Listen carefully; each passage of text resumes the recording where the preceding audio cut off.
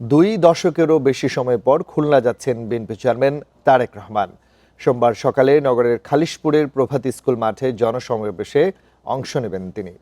তারেক রহমানের সফর ঘিরে স্থানীয় নেতাকর্মীদের মাঝে উৎসবের আমেজ। জনসভায় কয়েক লাখ লোক সমাগমের আশা তাদের। এদিকে জনসভাস্থলে মঞ্চ নির্মাণ সহ সার্বিক নিরাপত্তা নিশ্চিতে সমাবেশস্থল পরিদর্শন ও তদারকি করছেন দলের জ্যেষ্ঠ নেতারা।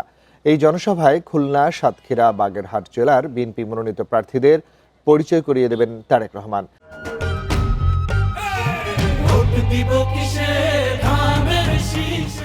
এর আগে সবশেষ 2004 সালে খুলনা সফর করেন তারেক রহমান। সম্মুখে থেকে তাকে দেখে তার কাছে মুক্তে শুনতে চাবে, এই জন্য আমরা সুন্দর একটি প্রোগ্রাম যাতে করতে পারি সেজন্য আমরা এখানে প্রস্তুতি নেওয়ার চেষ্টা করছি। খুবই আনন্দিত যে আমাদেরকে উনি নিজে হাতে পরিচয় করে দেবেন এবং খুলনার সমস্যা নিয়ে উনি কাজ করছেন। সমস্যার সমাধানের জন্য উনি ওনার আগামী দিনের কর্মপরিকল্পনা খুলনায় উনি প্রকাশ করবেন।